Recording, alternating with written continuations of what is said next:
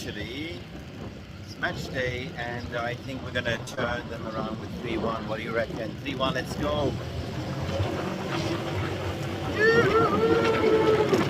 Welcome to the jungle. We got what we need.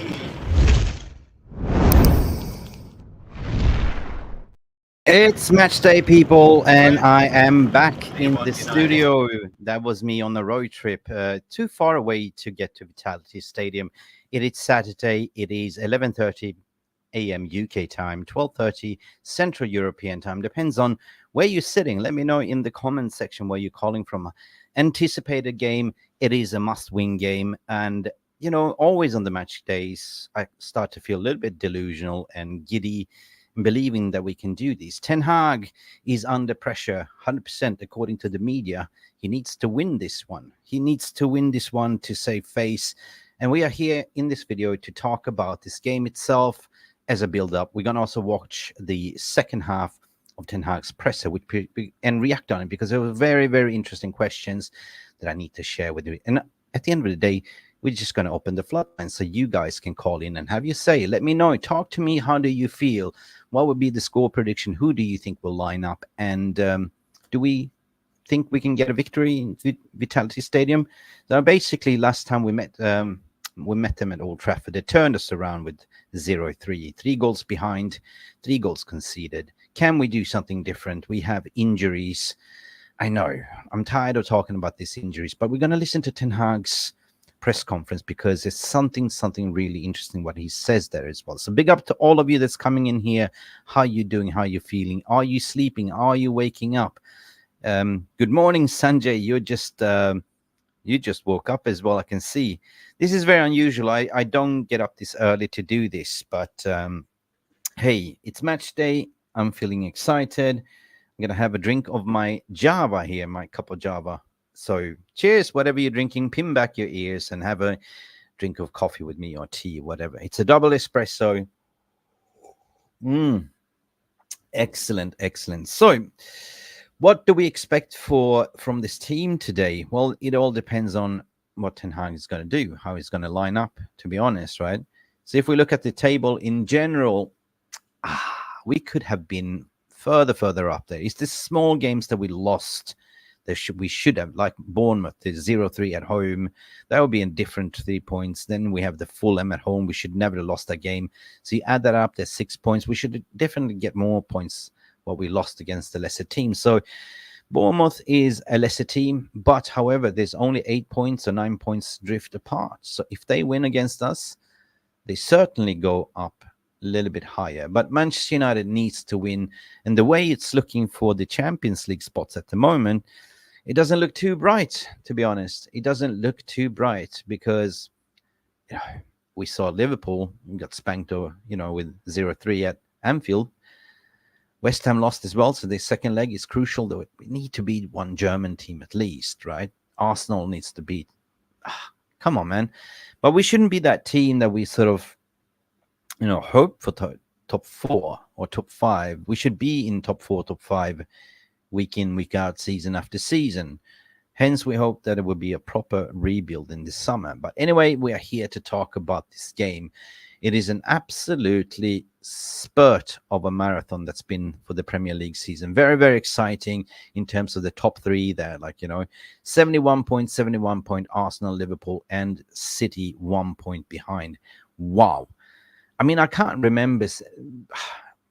When was the last time I saw such a tight race? It's just going to be who blinks first. But we can just forget about that one. We just need to look at getting 3 points today.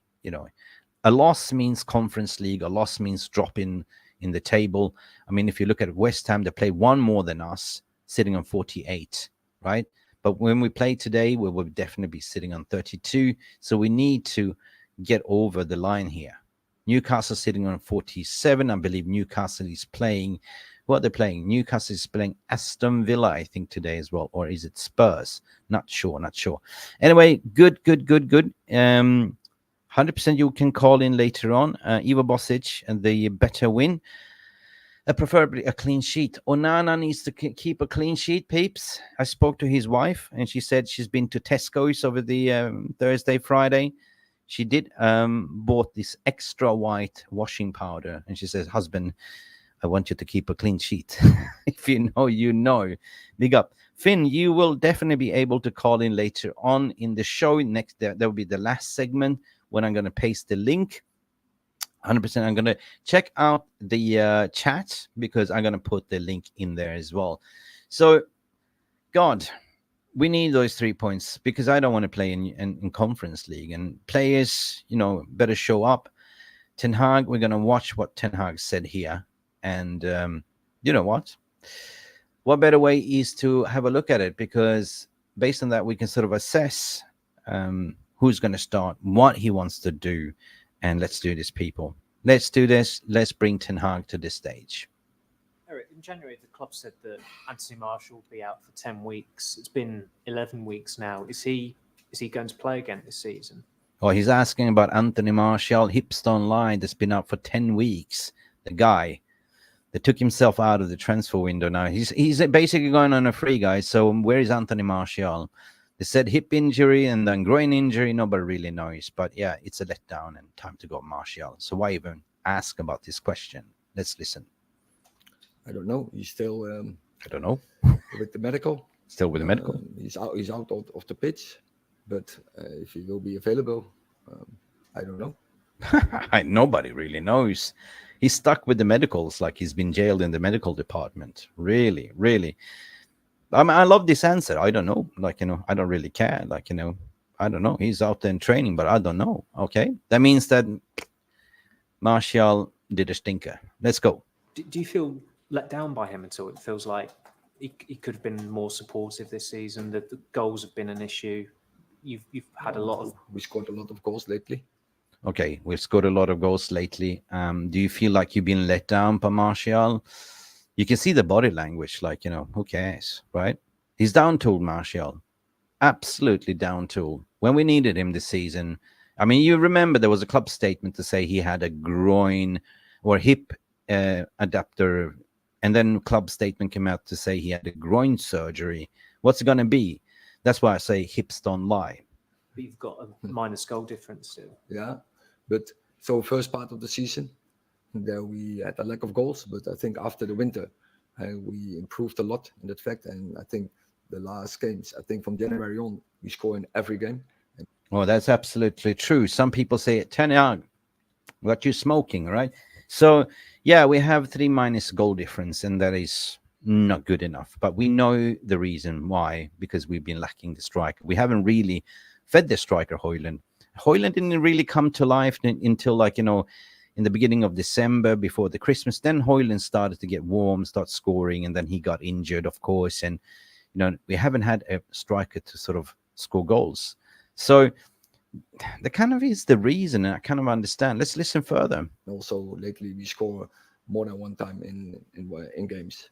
But it's difficult for Rasmus, who's a young striker. He's come in, he was doing well, got injured. He doesn't have that support where if you wanted to give him a rest, you can't, because there's not another striker. No, that is no doubt that we counted on him. And you need 2 strikers. Yeah, we definitely needed 2 strikers. But that's the sad state of the affairs, people. That you are absolutely, counting on a 21-year-old to lead the lines that is still young, still learning, right? So this is been the conundrum why we're not scoring goals, right? So Rasmus Højlund shouldn't be in that position to carry the world on his shoulder, 100%. In a league where we are in, or in, say, in the leagues, so we play in more competitions, so there you need more options. You need double positioning in every. Yeah, 100%. You need double position in every single position. You need strikers that could sort of feed from each other, striker that can challenging each other. There needs to be competition for each single position. In every position. So, and in some position, we didn't have the choices this season. There was the striker position, there's the left fullback position. Oh, shit. No, shit. Fullback position. We're talking about left back position. We've been out of left back the whole season. We loaned, of course, Regulon. And you know that the medical department gave the clearance for Malacia and Sure, Tolton Haag, yeah, you're gonna have those two players back here after Christmas, and that's why the club let go of Serge Reguilon. And look what happened. Luke Shaw came back. Luke Shaw is out. Well, let's see. Luke Shaw, the Glassman, best mate with Glassman, Antony Martial. Nobody really knows. And yeah, that has a negative impact on the results.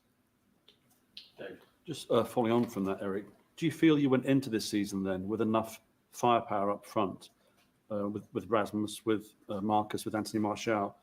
Do you feel you had enough goals there at the start of the season, or do you feel you should have had more in terms of personnel there? Well, of course, he was counting, he was planning on it, but you know that Belfast Baby has scored like 8 goals in all competition. I mean, if you plan, you kind of have it back in your mind that, oh, Rashford scored 30 goals last season. Of course, he's going to provide some goals. Martial is probably available, can play second fiddle, but it hasn't been that way, right? Hasn't been that way. So that's why we're not scoring. So last season, we were even shorter, and we came through the season very well. And so for the plan, I think it was quite logical to go into the season with an extra striker who we signed. Well, an extra striker. We're looking for 2 strikers. He wanted Harry Kane. He wanted an extra striker. He wanted to recruit in Højlund as a development striker, but the club let him down. John Murta let him down. John Murta is gone. With Rasmus Højlund, and that should have been enough to cover everything. How vital then is it that you get a proven goal scorer in this summer then for next season? I think it would help, as I always had in this plan. We constructed that we should have had enough goals. If you count them for the season, you count on goals from Rassi, and last year he scored 30. You count on goals from Martial, and I have to point in my first season he played very well. And that's the point exactly. I haven't watched this video as of in detail, but that is kind of what you plan for. You plan for okay, what happened last season? Okay, Rashford scored 30 goals. He will definitely score more goals this season. I have Martial that can contribute to some goals, and that means that the development of Højlund will be less pressure on the kid. But it is what it is. And they asked the question here, would you like to have a more prolific goal scorer here, more experience? But he really didn't say that. He didn't really give away. He just reflected over the back of the end of the last season. So we know that Ivan Toney is available, but we're also looking at a younger striker that could challenge, Højlund, and that is Benjamin Sesko, peeps. And also in very important games, he had a high impact on our performances. And then bringing a goal scorer as Rasmus Højlund in, it should have been enough goals. Exactly. So Rashford has let the manager down. Rashford has let the team down. And so did also Antony Martial, hanging out young Rasmus to dry out there by himself. Jamie. Hi, Eric. I get that your job is to manage whatever challenges come your way, but with all the injuries, Jadon Sancho thing, yes, Antony, Mason Greenwood, good question. New ownership or not, Murta sort of leaving. Do you ever just privately to yourself think, swear word? He means fuck this shit, fuck this club, fuck, what's hell going on? I'm all of a sudden sitting here left by myself. I have no sporting director. I have no CEO because they fired Richard Arnold. And now Murta is going and I have nobody to talk to, right? What's going on? And I've been hanging out to dry in the press, totally alone. This is the reality, people. This is the situation. But look at his answer now. Let's listen. When is my look going to change? Of course he's laughing. No. Of course he's thought oh, fuck this shit, yeah? What is this, right? What is this for club? This is what's world. What is going on? But thank God help is coming, right? It's the thing is, you have to be realistic. Yes, and realistic, like Realist TV. As a manager, it's like a minister. You don't have anything you have in your hands. You have nothing in your hands. And that is what you have to. Well, you only have shit in your hands because Glaze has been there stinking up the place and John Murta as well. accept you are responsible for everything, and I take that. I understand that, but the run of bad luck you've had is pretty Oh, off the it's scale. Oh yeah, we are being cursed. The runabout luck. Look at his face, like he's like somebody shitted in the corner, right? Like he knows the bad luck. But I want to hear his response here. is huge. It's huge. That is so. A lot went against us this season. Oh, no way. No shit, Sherlock. A lot. Takeover, scandals, injury. Tell me any other manager's been doing that. Like, and then you can understand some Ten Hag out, Ten Hag in. It's just, but you're like, it's like a butt cheek at the end of the day. Like, like a big ass. To the left, you have the inners. To the out, you have the outers.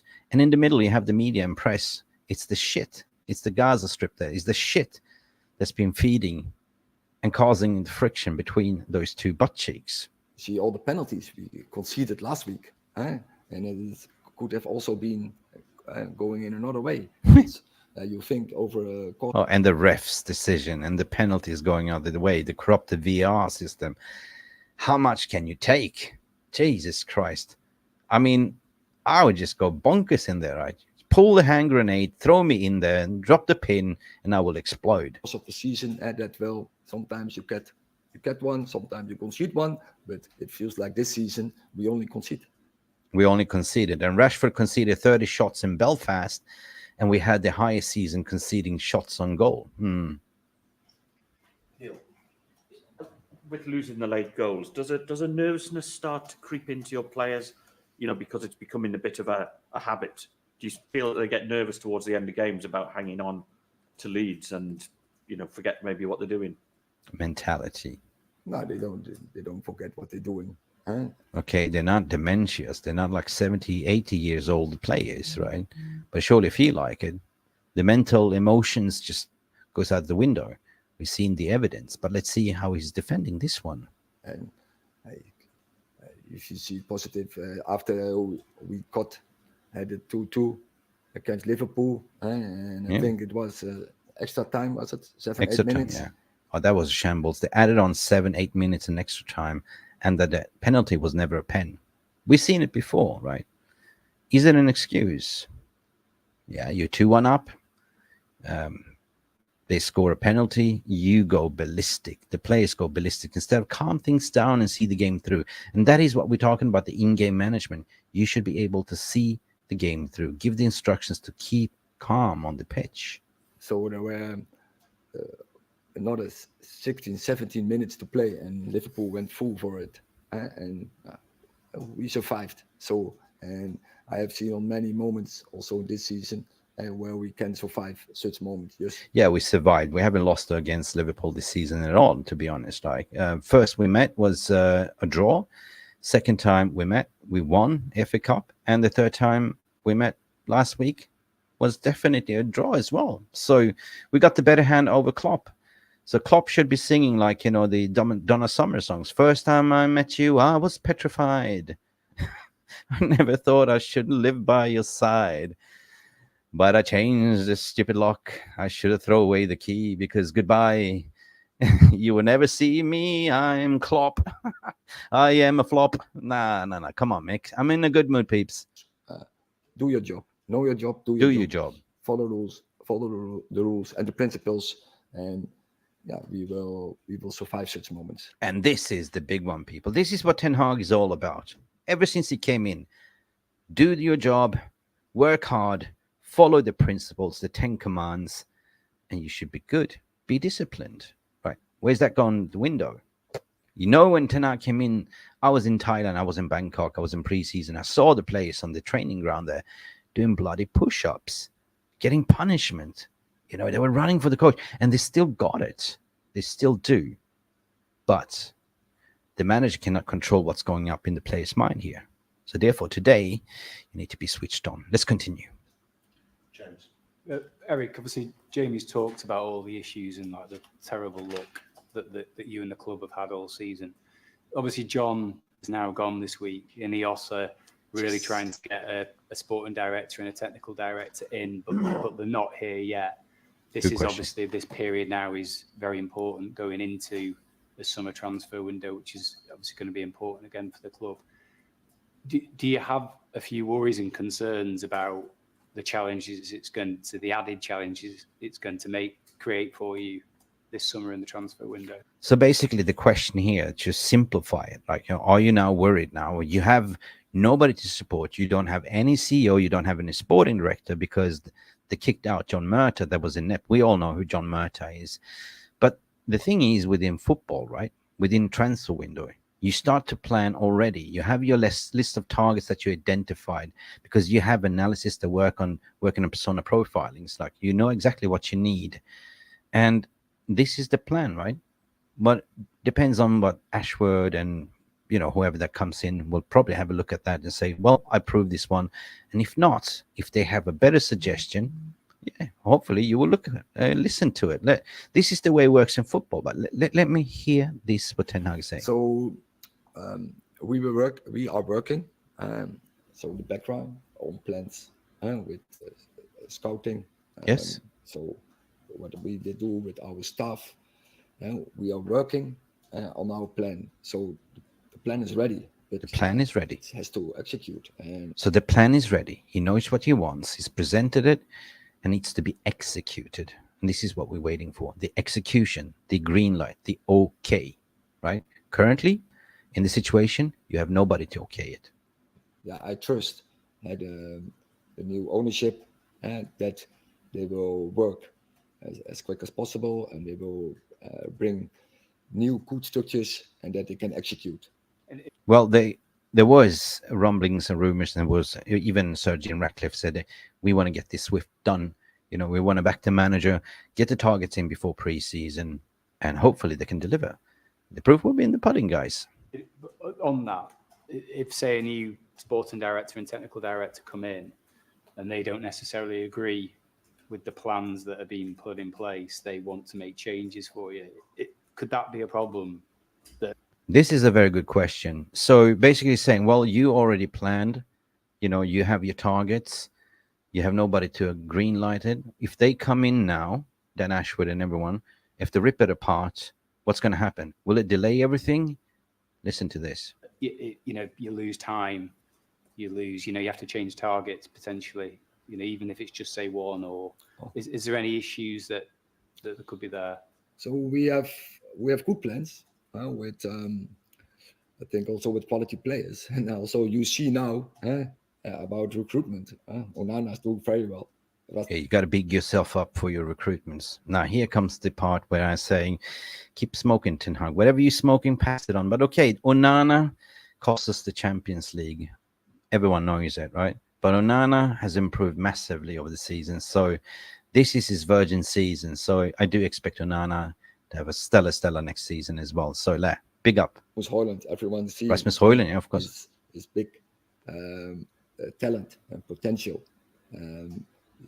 So you see, we doing quite good. And Martinez, everyone was. Martinez as well. He's been injured. Licha needs a proper rest. Licha needs just to recover over the summer and come fresh to the pre-season. Hugely happy with him, and so they are others. So recruitment is good, but if they have even better ideas, we are always open. Well, Ten Hag has actually recruited good players, right? I know that Antony was under scrutiny, but Antony lately has been coming into form. Antony had a problematic accusation and police investigation, which messed up his mind. And you can put yourself in the same situation. How can you focus to do your work when you have shit going on in your personal life? So I believe that is over the line. And now we can see that we have a more productive, more happier, more lethal Antony. So yeah, who else did we recruit? Mason Mount got injured, but I believe that Mason Mount can be that player, that we need in the midfield, because the midfield, we haven't had any midfielders. We've been relying on Scott McTominay, no legs. Christian Eriksen, no legs. Casemiro is dropping off, no legs. So we need today to start, according to my opinion, Kobe Mainoo and Mount. The reason why I'm saying Mount, he's a Mountain Dew. Definitely off the ball, very energetic. Press, good. but also very gifted and technical and can score a goal. And always you have to judge if we have options, but they come with better options, we are open to fill this in. But we have a way we want to play, so we know our profiles exactly, so it has to match the profiles we want. Exactly. Now stop that one. Everyone keeps saying there now with the new ownerships comes in, they're going to change the style of play. Well, excuse me. When Ten Hag came in, it's been 18 months. It's already rooted down all the way to the academy, the under 18s, the under 21s. Are you all of a sudden going to change for one season? Then you have to rip up everything. So basically, we're saying we have already planned. And if they come in and have other recommendations, of course, we will look at it 100%, because at the end of the day, they have the final say. But they will sit down as a team to discuss the targets, to oversee it, right? 100%. This is correct. If you want to change, if you have new structure come in, most likely would take place 2025. But until now, it is what it is. And this is what he said. Like, we have planned for the summer. We have planned for the recruitments. We know the style of play here, but we haven't been able in the first team to play the style of play because of the injuries in the personnel. But if you look at under 18s currently cooking, they're playing the style, right? High possession.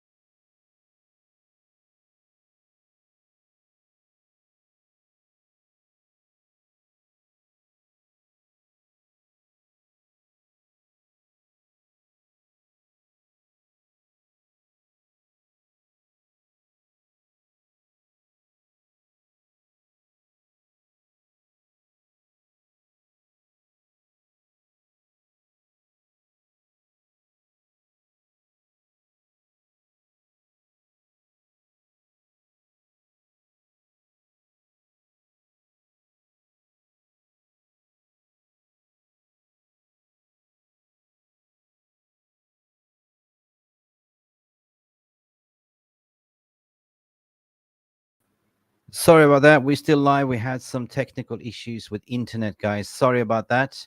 Internet just went down. If you had a glitch, I do apologize.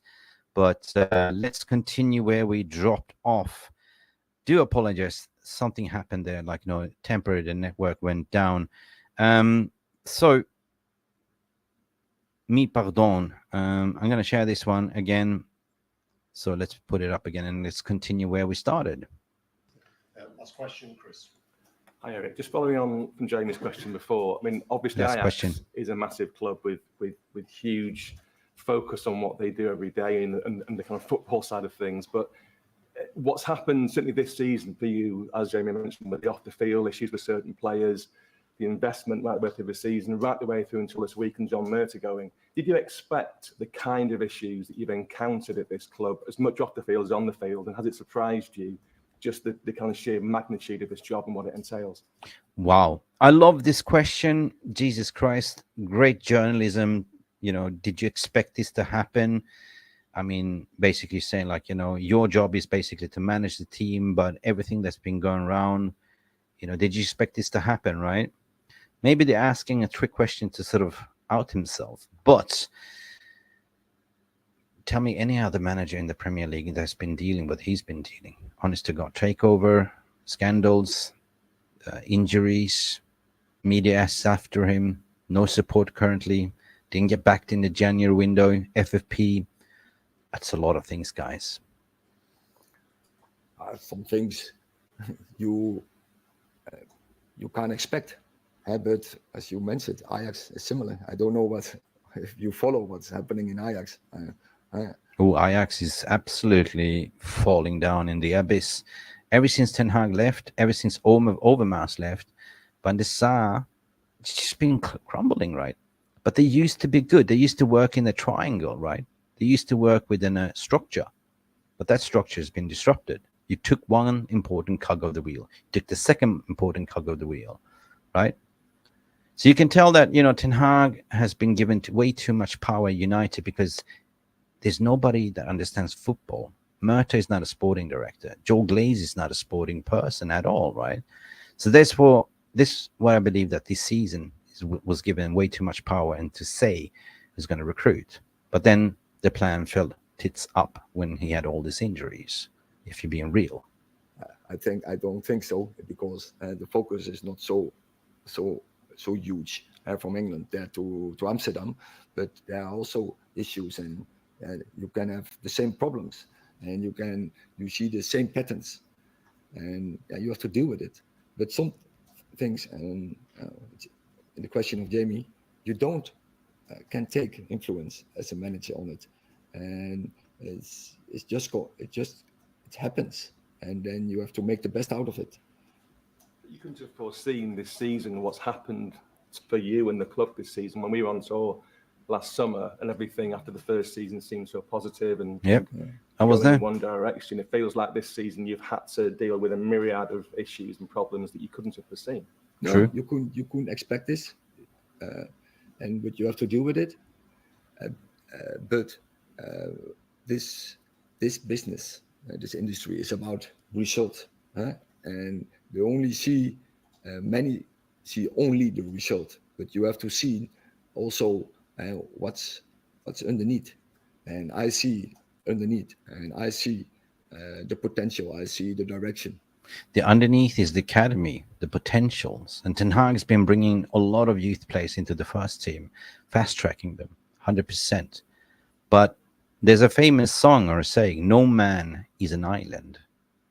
Unfortunately, Ten Hag's been an island this season. I hope this brings a little bit perspective to, your consideration, how we are playing at the moment. Because me, as a realist, I look at the overall 360 degrees. I'm always saying that trying to find a balance, right? I know when we're looking at results, or like Ten Hag saying here, football is a result business, and unfortunately, we haven't been firing, right? But I believe that at the end of the day, if we get right backing, get rid of players they're not supposed to be there, they can't play the system, get an offer for Rashford, get rid of Luke Shaw, get in some, get in Shea Lacey in there in the team, get in Harry Amas, recruit back, Alvaro Fernandez. You'll be good in each positions and just fill in a couple of slots there, with more experience. And at the end of the day, this is the reality. This is what's going on off the pitch with a club. This was one of the best presses that I heard, part 2. Good question from Jamie Jackson. Let me know how you are doing. UK strings are in here as well. Islam would be banned in every country. Well, we're not talking about religion here.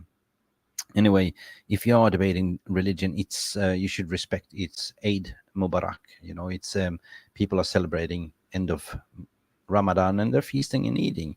UK Strains, what you're saying here. Ivan Bosic, what you're saying here. Ajax is currently under investigation of corruption. The CEO insider trading. Yeah, Baldy's son for shady transfer activities. Yes. But they're a shit show at the moment. 100%. Well, what happened in Australia? I don't know. What happened? Rip for the woman that got stabbed in Australia. I can't follow everything. But big up for everyone. Gary C. Afternoon to you as well. Why has your comment been removed? It's automatically spam filters. Like there's certain words you can't say. It's not me, it's YouTube, right? So if you gotta be, I don't know, I'm not controlling it, mate. Antony's here as well to say Ten Hag doesn't rotate players.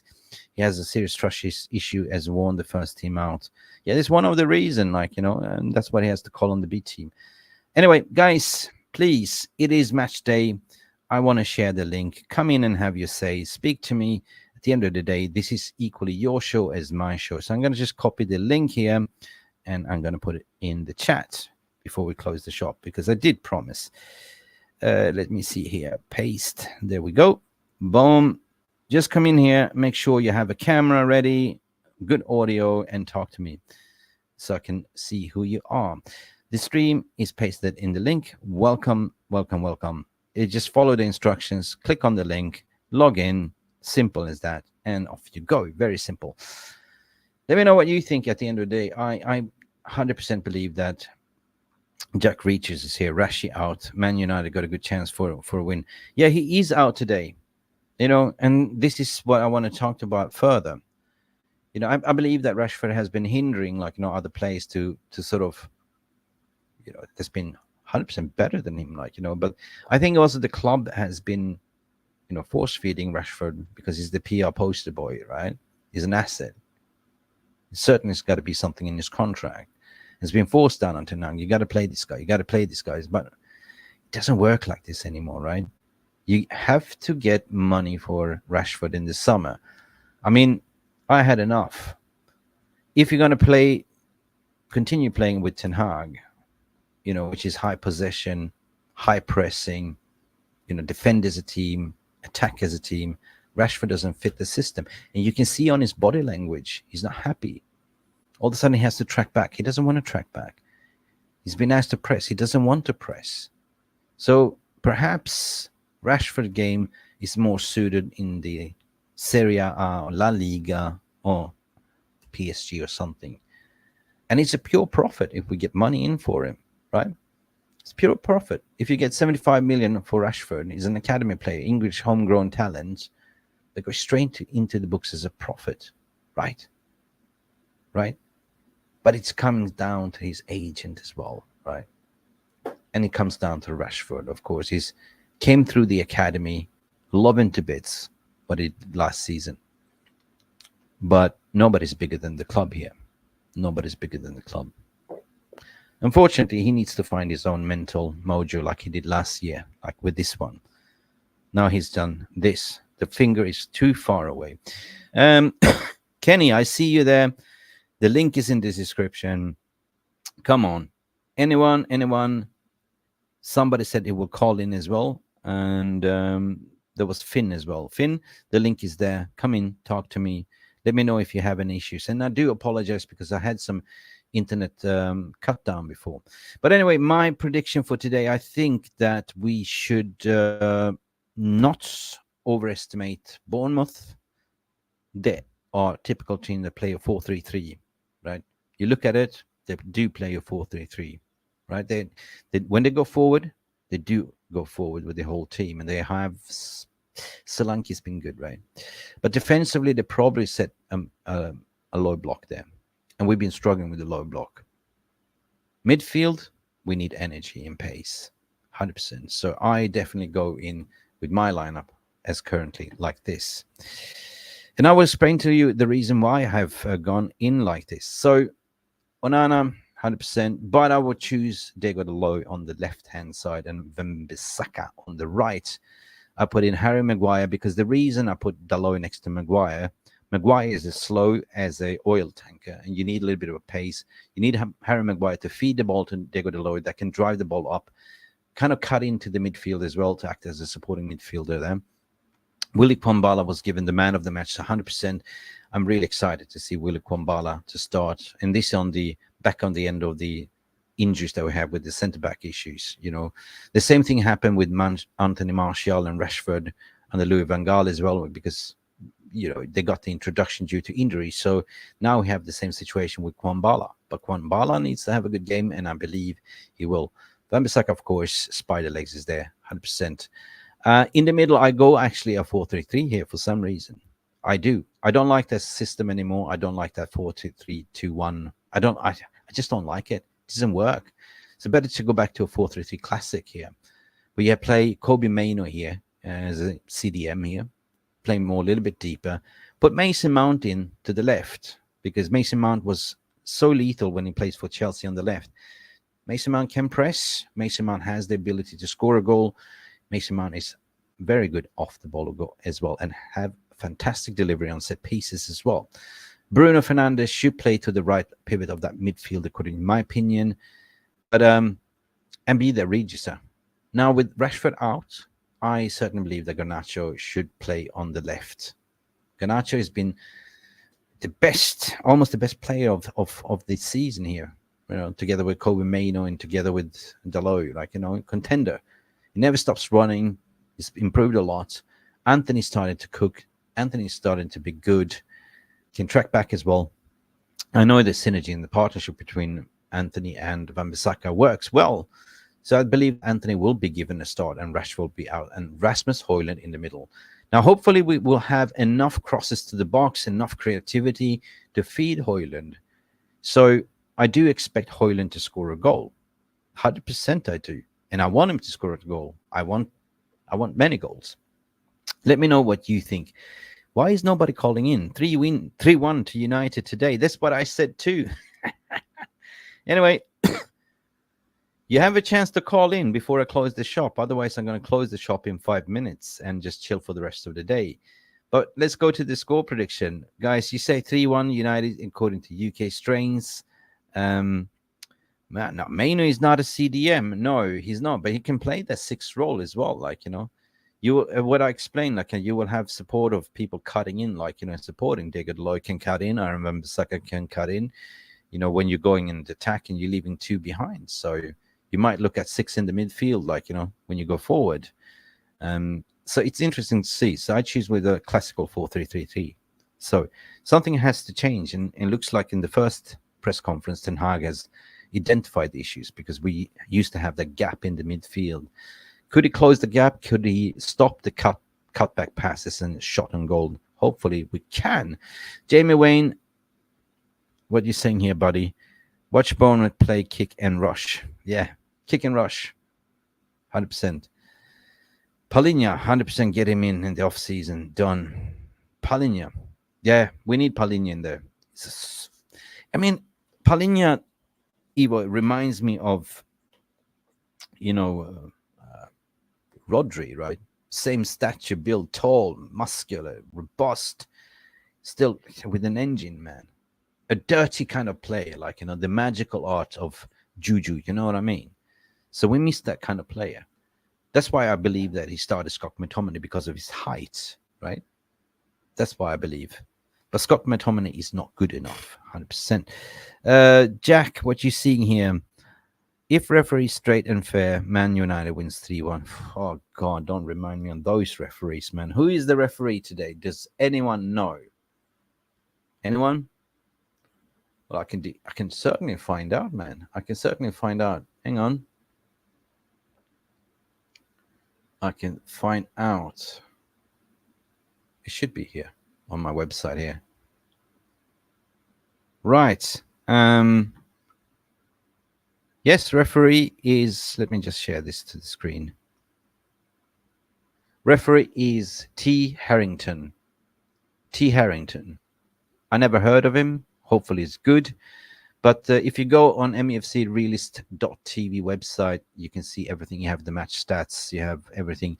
We will do the player ratings later on. So do check out the approximately before 10 minutes, 5 minutes before the end of the game. Come in and do your player rating. Vote for your man of the match because the player is not loaded as of yet because the lineup hasn't gone out. Anyway, guys, it's been me talking to myself. I invited you to come in and have a say. I do one last chance before I close the shop. Yeah, I will paste it in here. Hopefully someone will come and talk to me. Let me know what you think. Boom. You have 3 minutes before I close the shop. A link is there. It's match day. Come on, people. Tell me how giddy you are. Giddy up. Call in, have a say, talk to me. Don't be afraid. I won't bite you. Anyway. Fair and square, I believe a 3-1. Yesterday I said a 3-2. But we should be able to go in with a vengeance. Players should be hurt by losing 4-3 against Chelsea and 2-2 getting robbed against Liverpool. We are scoring goals. We should be able to get over the line. It's going to be difficult. 100% it's going to be difficult. But I believe it's going to be a 3-1 at the end of the day. I'm changing my stance. I do. Incoming, we have somebody that is no other than Mark Nurse without a camera. What's going on, Mark? Are you there? We get. Big up, man. What's Big good? up. You good? Can you hear me? looking? How I'm are you good. doing? I'm Good absolutely stream, man. building Good up for the stream. That's game. some I'm good chilling, information you've been chilling. putting out. Yeah, I'm chilling. I like us to play the 4-3-3, do a little bit of a changes. We're listening to Ten Hag's second part of the press conference. I really liked what I heard, and basically came to the conclusion: the guy, no man is an island. He's been an island here for he's got no support, right? So 100%. yeah, And I feel like a lot of fans are thinking in the now. I mean, yeah, now we're not doing so great, but if you look at prospectively the possibility of what could happen next season, we could definitely be improving. We've been having a bad season with all the injuries, the different sagas and stuff like that. So, it's kind of understandable. It would have been a miracle for us to be comfortably in top 4 this season with all those things happening. Yeah, but it's like you being a chef trying to cook up a filet mignon, and you're missing all your main ingredients to actually make a perfect meal. What are you gonna do, right? So yeah, but the in-game management has been way below par, and that's what you can criticize on at the end of the day. But today, like Mark, you feel that the mentality of the players should be there, to get over the line. We have no Rashford in. We have Willie Kumbala. We have youngsters coming in. And I believe Harry Amos is traveling with the squad, and some other, Shea Lacey as well. Shea Lacey's as well travels. Jack Kingdom as well. Yeah, and Jack Kingdom as well. Yeah, so that's the centre back. Yeah, so hopefully we see a little bit of a youth. I mean, if the top 4 is gone, top 5 he's gone, been just very play good, the and kids. he's like 6'1". Yeah, man, and with the kids coming in, you get some youngsters with that energy, that hunger to win. They want to prove themselves, so they're gonna fight. They're gonna play really hard, and it's gonna be a benefit to the squad. Like, I feel like one of the main things we've been missing, basic, is that initial energy, that fight, that want to win every game. Yeah, coming that's been out missing. with everything, it's been missing. So. But there's nothing manager can do to instill. You can give instructions, you can be a drill sergeant. At the end of the day, it's your individual mind. I'm not controlling your mind. I can just tell you, be a winner, be a leader, do this, do that, do that. But it's up here. It's individual, right? It's individual. We had so many discussions about this. So I'm just tired of talking about injuries. I'm talking about takeover. I'm talking about scandals. I just want to see football, right? I just want to see football. So I believe now 3-1 to United. I'm not going to jinx it. Football and God do exist, but do hope. Play for the fans. Don't play for Conference League, man. Seriously. Play with pride. 6 is best what we get, says Evo. Well, I mean, if 6 is good, if we could maintain 6 right now, I think I'll take that with a FA Cup final, probably winning the FA Cup. I'll take that if we could manage that, because what? After all that's happened this season, the manager, he has made some mistakes, but at the same time, it's like, the manager should be allowed to make some mistakes at some point. It's early in his tenure, and we're still in a rebuild. Right. But we don't really have that much new players to say, well, look, he's have a whole squad. He has a whole first 11 of players that he's bought. He should be winning. You know what I mean? He should be winning, but it's not the case at the moment. Listen, before we close the shop, we have some other interesting games going on as well. We have Newcastle playing Spurs. That is a big one, people, as well. Newcastle at home against Spurs. What do you reckon about that one? Will Spurs win, or will Newcastle get over the line? Well, I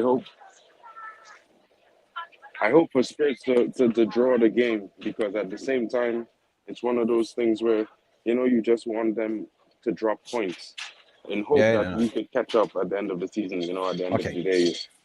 The perfect scenario here then would be that Newcastle wins and we wins, and catching up on Spurs at the end of the day as well. So we have Manchester City versus Luton. We have Liverpool versus Crystal Palace. Jesus, Liverpool are in a bad state at the moment. They might even drop off, I think, in this race. But here's the interesting second part, which is good for Manchester United. Arsenal versus Aston Villa at the Emirates. Dude, that is a big one. Hopefully Arsenal smacks Villa. Yeah, so, hopefully Arsenal smacks Villa. So the roadmap can be very, very interesting this weekend. If we do get a win, if Spurs drop points, Villa drop points, the race is still on, isn't it, for 5th and 4th? Mathematically. Yep. Did I lose Mark here? Oh, I'm here Mark, still. I'm here still. Yeah. I'm here still. I'm just in the grocery doing some shopping, so I just called in. Yeah, no. We need to win every fucking single game here, and they need to drop points. Mathematically speaking, we can still make it. If we are delusional. Yeah, well, that's what I hope we could do. I hope we could go on a run. Well, yeah, I mean, we're fans at the end of the day. We should be a little bit fanish. You know what I mean? A little bit phantasmal. I mean, who wouldn't love our team winning a few games to the end of the season if not winning all of them? I mean, it's certainly not impossible, but it's probably highly improbable. You know what I mean? Yeah, referee today is Harrington, officiate 8 Premier League games. 0 yellows, 0 reds, looks good. So it's one of the up-and-coming refs as well. So I'm tired of this corrupted refs. We know who we're talking about. Anthony Taylor. Yeah. Stuff like that. Anthony Taylor and these guys have been doing us dirty for the last entire season, basically. You know, this season's been a lot of bad calls and a lot of bad decisions going against us. Sweet. We have a celebrity coming in very soon called Jarvis Cocker. He said, hold on, Mick. I'll be jumping in 1 minute. So we do hold on for you, Jarvis. I was planning to close the shop, but since you popped up, I will hold on. Hold on to my shirt. Jesus Christ. Jarvis is coming in. Maria is here. Big up, Maria. Good morning. Good afternoon. 9 first, 15 squad players out injured today, including 6 defenders. Hell, we don't even have anyone today. That's a semi nearly upon us. We need some back. We need some back for that. Yeah. We also have semi-finals against Coventry next week, I think. Cat, big up. Some of the ref decisions have been shocking lately. Do you agree with that, Mark? 100%. It's been kind of hard to tell what are certain fouls anymore, or what is the reason the ref is blowing the whistle sometimes. I don't know. He got it in Christmas present, I think, from his wife and tried to use it. But jokes aside, Mark, at the end of the day, changes are coming. They're introducing the semi-automatic offside system for next season. So that's going to be good. Referee's been shocking for years, right? I think it's the agenda. Anyway, guys, big up. We're waiting for Jarvis because he said he was coming in. So I want to hear from Jarvis as well before we close the shop. If you guys want to come in and have your say, talk to us. Kat, Maria, anyone that's in the chat, because Jarvis is on his way here, coming in raw. Jarvis, how you doing, man?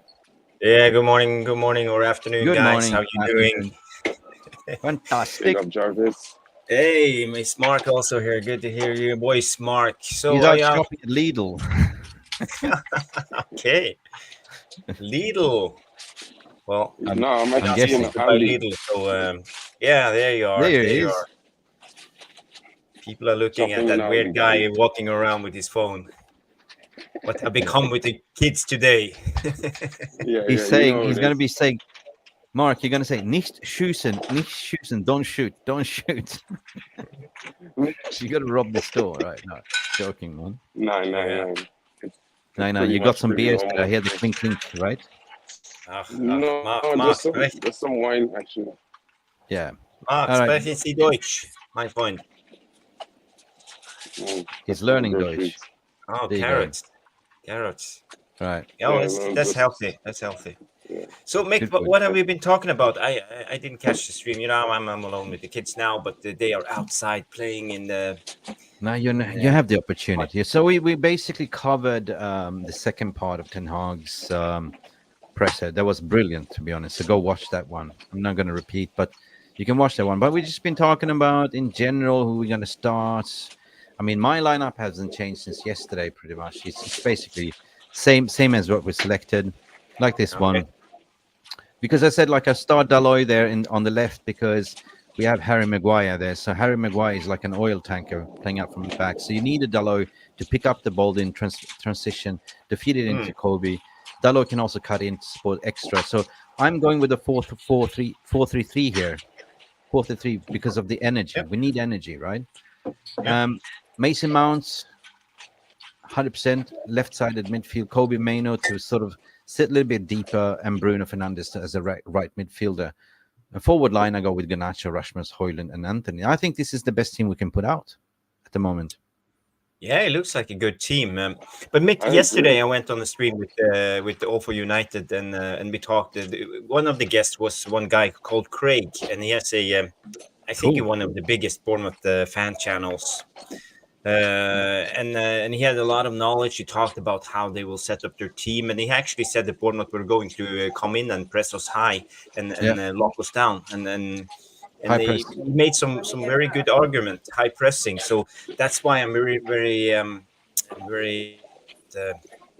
Garnacho. No, Maguire. They're going to target Maguire. Yeah, And that's they what are. they do. They will identify one player that will target, and that player will be Harry Maguire. Mm. Yeah. You can try to press Wan-Bissaka, doesn't work. You can try to press Dalot, it doesn't work.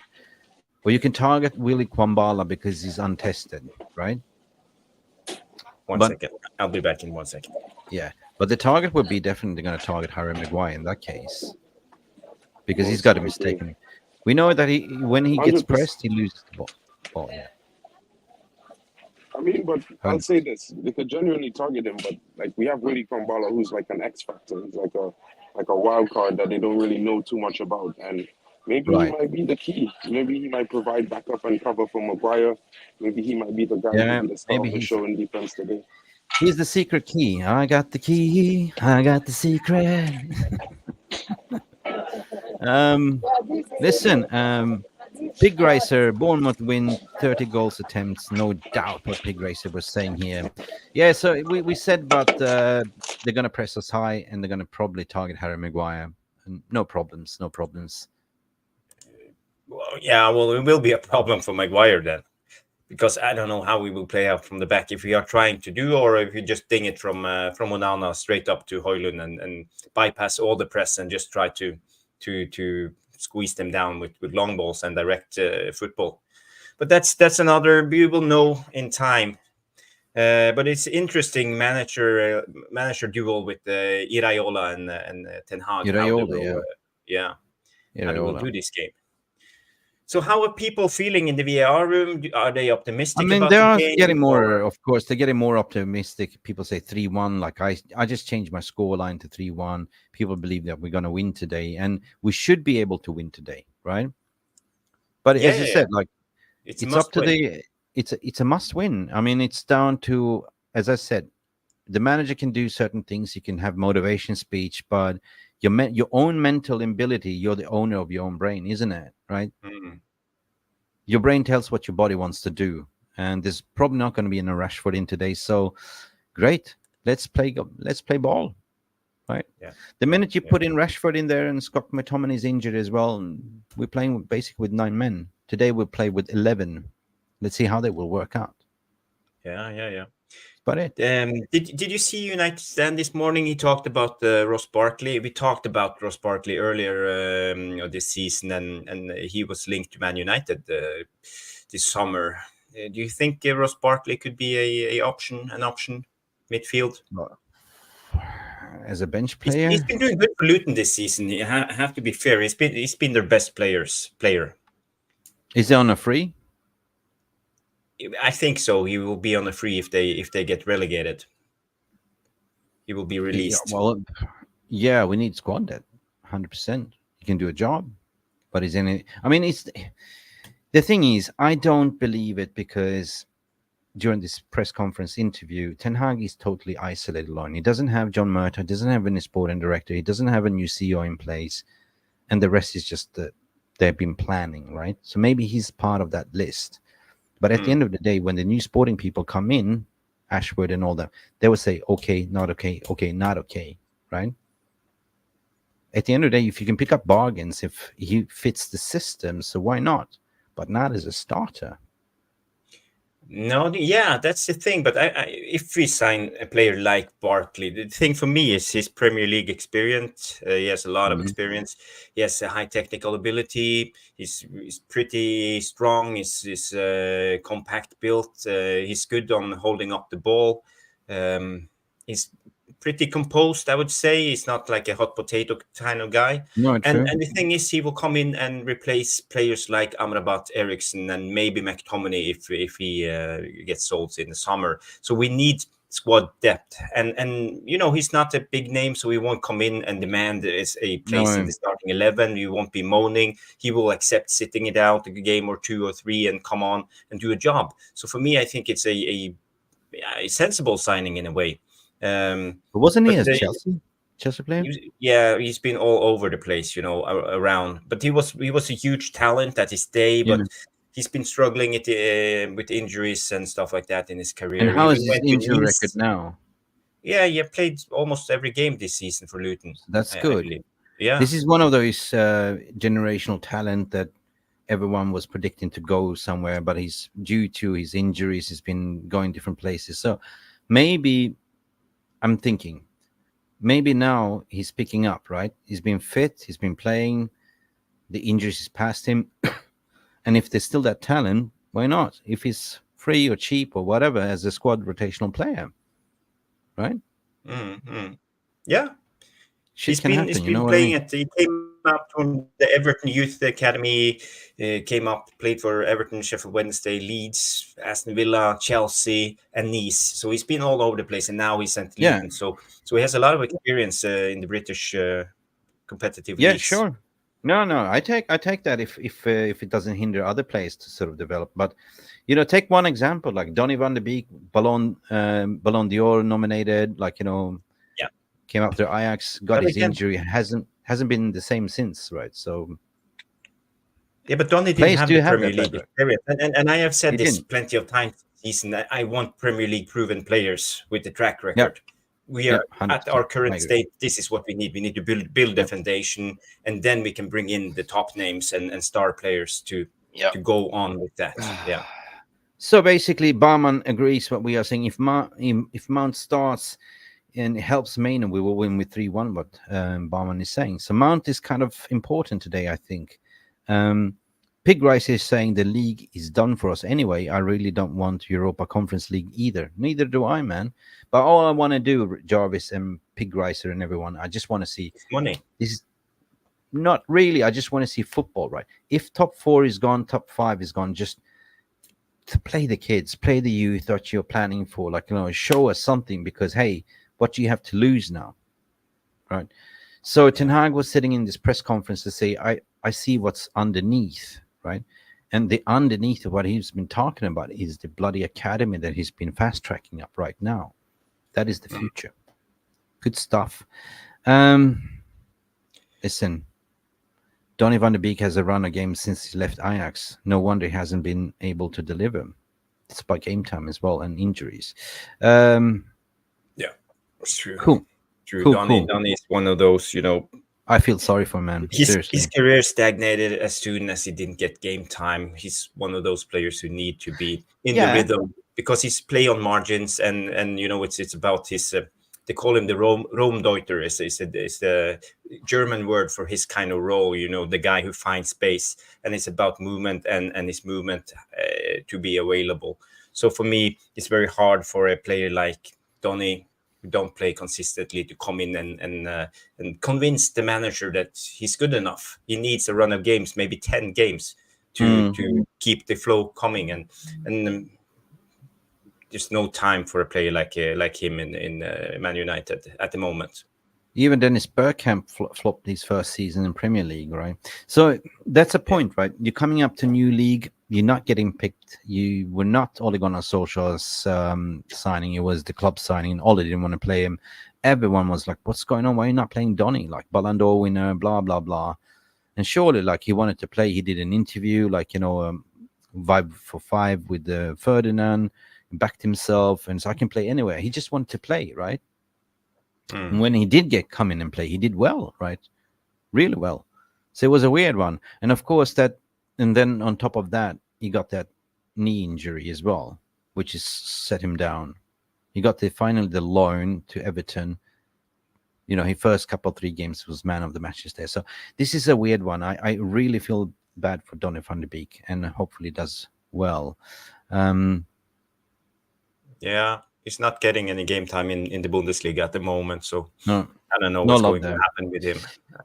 Pig Racer, big up, man. Kobe, Garnacho, and at times Højlund have been our bright spots this season. I totally agree. No excuse not to the kids. The kid, no excuse not to give the kids a chance going forward. Yeah, exactly. That's what I was saying. Totally agree with you, Pre-Griser. That's what I have on my mind today. Like I'm starting to feel a little bit more positive, but we're cautious because we don't know what we're going to get with this team today. But all we can do as fans is hope for a win. Yeah. What other games are on today? Aren't Manchester City playing right it's now? big ones. The big one.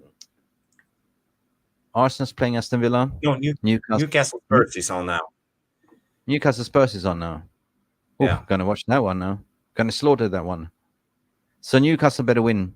So we can have a good weekend. Like, if Newcastle beats Spurs, Arsenal should be beating Aston Villa at home at Emirates. So why not? Both Villa and Spurs are playing away. So are we clinging to that straw top 5 thing yet, or is it gone? I don't know. Mathematically, it's not gone. We have to win every single game, and Spurs is playing 4 tricky games now in a row. Starting off with, I think they're starting off now with Newcastle, and then they play Villa, then Arsenal, City, Liverpool, I think as well. Yeah, we have a lot of winnable games. We have Bournemouth coming up, Sheffield United, Burnley, Crystal Palace. Those 4 games should be 12 points. Then we have Arsenal at home. We could get something out of Arsenal because we play at Old Trafford. And after that, we have Newcastle and Brighton, and they will be in the middle of nowhere, in the middle of the table. It's the end of the season. The players turn off, and we might have a chance to win those games too. So theoretically, I will see it's a good chance to win at least 6 out of the last 7 games. That will give us 6, 12, 18 points. Could be enough. Could be enough, but that means that we have to win every single game, and they have to drop points, and we get 4th. Even Bournemouth, even 5th, will not potentially not give us Champions League. Liverpool and West Ham are going out. Depends on what they do in the return. Can Liverpool turn it around? 0-3 in the bag. You never know with Liverpool. They did it against Barcelona. They have the ability to score a lot of goals. Yeah, they have the highest expected goals of any team this season, higher than Manchester City. So their attacking force is deadly. Yeah, Newcastle will not go above us if they win, will they? What Gas Taylor is it? No, yeah, if we win and they tight race. Huh? They played 31. Newcastle have at the moment in the channel table they have 48 points. They can come up to 50 points if they win against Spurs, and we have 49. They have 47 points. West Ham has 48, Newcastle sitting on 8, right? Yeah, 50 points. That's what I'm saying. If we win, but the live table they have 48 because they have a draw against Spurs at the moment. Okay, yeah. At the moment, yeah, but the end result. All right then. Yeah. Well, that's it. I'm gonna go have some dinner. Winner, chicken dinner. I hopefully let the game begin. I mean, I'm excited. Right? We should get something out of it. Yeah.